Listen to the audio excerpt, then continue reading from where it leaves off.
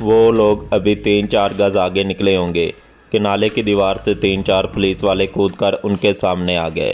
ان کی رائفلیں سلیم اور طارق کی طرف اٹھی ہوئی تھیں۔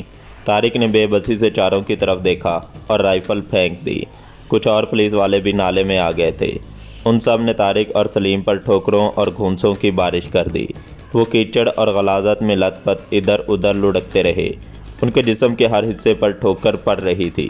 ان کی چیخیں جلتی ہوئی لکڑیوں کے شور میں دب گئی تھیں۔ دل وارث فرار ہونے میں کامیاب ہو گیا تھا۔ ان کا ساتھی گولی کا نشانہ بن گیا تھا، جبکہ ٹال کا مالک ہاتھو آگ میں زندہ جل کر راکھ ہو گیا تھا۔ گرفتاری کے بعد طارق اور سلیم کو انٹیلیجنس نے اپنی تعویل میں لے لیا۔ 1 ہفتے تک ان پر تشدد کیا جاتا رہا۔ ہندو بیڑیوں نے تمام حربے آزما ڈالے، لیکن وہ طارق یا سلیم میں سے کسی کی زبان نہ کھلوا سکے اور آخرکار انہیں تہاڑ جیل میں منتقل کر دیا گیا۔ تہاڑ جیل میں ایک الگ ہی دنیا آباد ہے، سسکیوں، آہوں، چیخوں اور موت کی ہچکیوں کی دنیا۔ اس بلند 4 دیواری کے اندر انسان کو انسان نہیں سمجھا جاتا۔ اس سے انکار نہیں کہ مجرم کو اس کے جرم کی سزا ضرور ملنی چاہیے تاکہ دوسرے بھی عبرت حاصل کریں، لیکن اس جیل میں آنے والے قیدیوں کے ساتھ جانوروں سے بھی زیادہ بدتر سلوک رکھا جاتا ہے۔ یہاں محافظ بھیڑیے بن جاتے ہیں، خون آشام بھیڑیے۔ جیل کے کسی نہ کسی حصے سے ہر وقت چیخوں اور کراہوں کی آوازیں سنائی دیتی رہتی تھیں۔ یہ ان قیدیوں کی آوازیں ہوتی تھیں جو بیڑیا صفت محافظوں کا تختہ مشق بنتے رہتے تھے۔ تہاڑ جیل میں لائے جانے کے بعد بھی سلیم اور طارق سے پوچھ گچھ کا سلسلہ جاری رہا۔ ہر دوسرے تیسرے دن انہیں کسی نہ کسی تحقیقاتی ٹیم کے سامنے پیش کیا جاتا۔ یہ لوگ پوچھ گچھ کم اور تشدد زیادہ کرتے۔ ہر تحقیقاتی ٹیم کا صرف ایک ہی سوال ہوتا: ان کا مشن کیا ہے اور ان کے ساتھ اور کون کون لوگ شامل ہیں؟ وہ ٹیپ ریکارڈر کی طرح یہ سوال دہراتے رہتے اور ان پر تشدد کے نئے نئے حربے آزماتے رہتے۔ لیکن طارق اور سلیم مجاہد تھے، سچے مجاہد۔ انہوں نے مادر وطن کی ناموس کی قسم کھا رکھی تھی کہ جان دے دیں گے لیکن زبان نہیں کھولیں گے۔ وہ مادر وطن سے کیے ہوئے اپنے اس وعدے پر قائم تھے۔ تشدد کا نشانہ بنتے رہے لیکن زبان نہیں کھولی۔ 8 مہینے گزر گئے۔ تحقیقاتی ٹیموں کی آمد میں وقفہ بڑھتا گیا اور پھر وہ لوگ انہیں اس طرح بھول گئے جیسے ان کا وجود ہی نہ رہا ہو۔ وہ جب سے گرفتار ہوئے تھے اس وقت سے اب تک ایک مرتبہ بھی انہیں عدالت میں پیش نہیں کیا گیا تھا۔ ان کی طرح اس جیل میں 20 ایسے قیدی بھی تھے جنہیں جیل میں ڈالنے کے بعد بلا دیا گیا تھا۔ پہلے انہیں الگ تھلگ رکھا گیا تھا، پھر جیل کے اس حصے میں ڈال دیا گیا جہاں عام قیدی تھے۔ قیدیوں میں ہر نوعیت کے لوگ شامل تھے۔ کسی کو 1 روٹی چرانے کے جرم میں پکڑا گیا تھا اور کوئی قتل اور ڈاکو تھا۔ یہاں بعض طاقتور قیدیوں نے اپنی سلطنت قائم کر رکھی تھی۔ ان کا اپنا راج تھا۔ دوسرے قیدی عام رعایا کی طرح ان کے احکامات کے سامنے سر تسلیمِ خم کرتے تھے۔ 1 سال گزر گیا۔ انہی دنوں ایک اور قیدی کو یہاں لایا گیا۔ اس پر متعدد ڈکیتیوں اور قتل کا الزام تھا۔ اس قیدی نے یہاں آتے ہی اپنا راج قائم کرنے کی کوشش کی، جس کے نتیجے میں قیدی 2 حصوں میں بٹ گئے۔ 2 سلطنتیں قائم ہو گئیں۔ طارق اور سلیم کسی سلطنت میں شامل نہیں تھے۔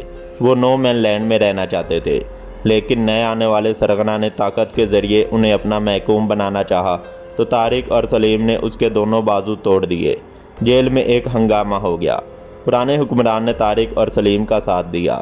اس ہنگامے میں لاٹھیوں اور چاقوؤں کے علاوہ پستول بھی استعمال کیے گئے۔ اس ہنگامہ آرائی کے نتیجے میں ایک قیدی ہلاک اور کئی زخمی ہو گئے۔ تحقیقات سے جیل کے حکام اس نتیجے پر پہنچے کہ ہنگامے کے اصل ذمہ دار طارق اور سلیم تھے۔ سب سے پہلے انہوں نے ایک قیدی کے بازو توڑے تھے۔ ان دونوں کو ایک بار پھر خطرناک قیدیوں والے وارڈ میں منتقل کر دیا گیا۔ جیل کے اس بلاک میں طارق اور سلیم کی ملاقات ایک ایسے شخص سے ہوئی جسے دنیا کا خطرناک ترین مجرم قرار دیا گیا تھا۔ اس پر قتل کے درجنوں الزامات تھے۔ دھوکہ دہی، فریب، جیل سازی اور اس قسم کے دیگر جرائم کی تعداد کا حساب تو اس شخص کو بھی معلوم نہیں تھا۔ وہ دنیا کی کئی حکومتوں کو قتل اور اس جیسے سنگین جرائم کے سلسلے میں مطلوب تھا۔ صرف تھائی لینڈ میں اس پر 2 درجن سے زائد افراد کے قتل کے مقدمات تھے اور وہ تھائی لینڈ میں موسٹ وائلڈ مجرم تھا۔ وہ چارلس سوبراج تھا۔ کوئی انسان پیدائشی مجرم نہیں ہوتا، اسے مجرم بنایا جاتا ہے۔ ایک انسان کو دوسرے انسان کا گلا کاٹنے پر مجبور کیا جاتا ہے۔ چارلس سوبراج کی داستان خاصی دلچسپ تھی۔ اس کی ماں ویتنامی اور باپ ہندو تھا۔ یہ اس زمانے کی بات ہے जब वियतनाम पर जंग के गहरे बादल छाए हुए थे। वियतनामियों पर यह जंग मुसल्लत की गई थी और उनकी दूसरी नस्ल जंग की भट्टी का ईंधन बनी हुई थी। अमेरिका हस्बे मामूल इस खित्ते में भी अपना रिवायती किरदार अदा कर रहा था। वियतनामियों को हो ची मिन्ह ऐसा हुर्रियत पसंद लीडर मुयस्सर था। उसकी क़यादत में मुट्ठी भर वियतनामियों ने दुनिया की सबसे बड़ी ताकत अमेरिका को तिगनी का नाच नचा रखा था। दुनिया में अपनी नाक ऊंची रखने के लिए अमेरिका ने इस खित्ते के इंसानों पर ऐसे ऐसे मजालिम ढाए जिनकी मिसाल सिर्फ चंगेज़ खान और हलाकू के दौर में ही मिल सकती है। इस ज़मीन के बाशिंदों को जंगलों में जानवरों जैसी ज़िंदगी बसर करने पर मजबूर कर दिया गया। उनके लहलहाते खेतों को वीरान और बस्तियों को पैबंदे खाक कर दिया गया। दूसरी जंग अजीम के दौरान जापान के हंसते बसते शहरों पर हिरोशिमा और नागासाकी की पुर एटम बम भी अमेरिका ने बरसाए थे। एटम बमों के मज़ीद तबाही से जापान ने हथियार डाल दिए थे। वियतनाम की बस्तियों पर नेपाम बम बरसाए जा रहे थे। आग लगाने वाले ये बम हज़ारों इंसानों को जलाकर राख कर चुके थे और जो ज़िंदा बचे थे वो आँख से लेकर पैर तक आबलों में छुप गए थे। लेकिन इसके बावजूद वियतनामियों ने हथियार नहीं डाले थे। वो अपने हक़ के लिए लड़ते रहे, अपने वतन अपनी सरजमीन पर आज़ादी का सांस लेने के लिए अपने प्यारों की जानों के नजराने पेश करते रहे। वियतनाम की जंग उरूज पर थी। तबाही और बर्बादी की देवी ने उस खित्ते को पूरी तरह अपनी लपेट में ले रखा था। बस्तियां वीरान हो चुकी थीं। लोग जंगलों में जानवरों जैसी ज़िंदगी गुजार रहे थे। पेट की आग बुझाने के लिए वो घास और दरख्तों के पत्ते खाने पर मजबूर थे। जो लोग अमेरिकी तैयारों से बरसाई जाने वाली गोलियों की बारिश और नेपाम बमों के शोलों से बच जाते, वो भूख और प्यास से एड़ियाँ रगड़ रगड़ कर दम तोड़ देते। उजड़ी हुई बस्तियों के बचे खचे लोग रोज़गार की तलाश में बड़े शहरों का रुख कर जाते थे। 14 साल की वो लड़की भी एक दूर दराज की उजड़ी हुई बस्ती से निकलकर लाओस आई थी। इसकी छोटी सी बस्ती को भी अमेरिकियों ने पैबंदे खाक कर दिया था। सिर्फ चंद अफराद बचे थे जो जंगल में पनाह लिए हुए थे और दरख्तों के पत्ते और जड़ें खाकर ज़िंदगी का बोझ संभाले हुए थे। उनमें वो बूढ़े माँ बाप भी थे जो ज़िंदगी के आखिरी लम्हात के इंतज़ार में जंगल में पनाह लिए हुए थे। माए जवानी की दहलीज पर कदम रख चुकी थी। पिछले 2-3 बरसों में उसके जिस्म में होने वाली तब्दीलियां अब नुमायां हो चुकी थी। उसे अपने जिस्म की इन तब्दीलियों पर बड़ा नाज था। 14 साल की उम्र बड़ी बावरी होती है। माए को अपने हुस्न और शबाब का पूरी तरह एहसास था। माए अब उस उजड़ी हुई बस्ती में नहीं रहना चाहती थी। वो भूख से एड़ियाँ रगड़ रगड़ कर नहीं रहना चाहती थी। वो बाज़ ऐसी लड़कियों को भी जानती थी जो जब गाँव में थीं तो उन्हें कई रोज़ फाश करने पड़े थे, दरख्तों के पत्ते खाने पड़ते थे। लेकिन जब वो शहर चली गई तो उन्हें फाकों से निजात मिल गई। वो पेट भर अच्छा खाना खाती और अच्छा लिबास पहनती और माई को यकीन था कि शहर जाकर उसे भी ना सिर्फ फाकों से निजात मिल जाएगी बल्कि पहनने को अच्छे कपड़े भी मिल जाएंगे। उसने सोचा शहर जाकर जब उसके हालात बदलेंगे तो वो बूढ़े माँ बाप को अपने पास बुला लेगी। यही सोचकर एक रोज़ वो अपने घर से निकल खड़ी हुई। जब उनकी बस्ती आबाद थी तो वो छोटी सी डिस्पेंसरी में नर्सिंग का काम सिखाया करती थी। ये तजर्बा उसके बड़े काम आया। अस्पतालों में यूं भी नर्सों की कमी थी। उसे एक अस्पताल में नर्स की हैसियत से नौकरी मिल गई। माई के वो ख्वाब तो पूरे नहीं हुए जो उसने शहर में आने के लिए सोचे थे, अलबत्ता उसे जीने का एक सहारा मिल गया था। इसी दौरान सोबराज नामी एक नौजवान इलाज के लिए अस्पताल में दाखिल हुआ। सोबराज जवान और खूबरू था। लड़कियों को अपने जाल में फंसने का गुर भी जानता था। माई भी उसके जाल में फंस गई। सोबराज ने अपने आप को बहुत दौलतमंद बताया था, लेकिन बाद में इंकशाफ हुआ कि वो एक बहुत मामूली सा दर्जी था जो ढंग से कपड़े सीना भी नहीं जानता था। सोबराज जी ने माई की ज़िंदगी को नई लज्जतों से रोशनास कराया, लेकिन लज्जतों के सिवा माई को सोबराज से और कुछ ना मिल सका। सोबराज ने अपना काम धंधा छोड़ दिया था। वो 24 घंटे शराब के नशे में धुत रहता। माई की सारी तनख्वाह शराब में उड़ा देता। माई को घर का खर्च पूरा करने के लिए भी अस्पताल में ओवर टाइम लगाने के अलावा मेहनत मजदूरी और लोगों के घरों में काम करना पड़ता था। माई के सारे ख्वाब चिकनाचूर हो गए थे। माई को बहुत जल्द एहसास हुआ कि वो माँ बनने वाली है। वो अपने पेट में एक नई ज़िंदगी का बोझ उठाए हुए थी और गुजरने वाले हर दिन के साथ ये बोझ बढ़ रहा था। मगर सोबराज को इसकी कितई परवाह नहीं थी। अब उसने माई को मारना पीटना भी शुरू कर दिया।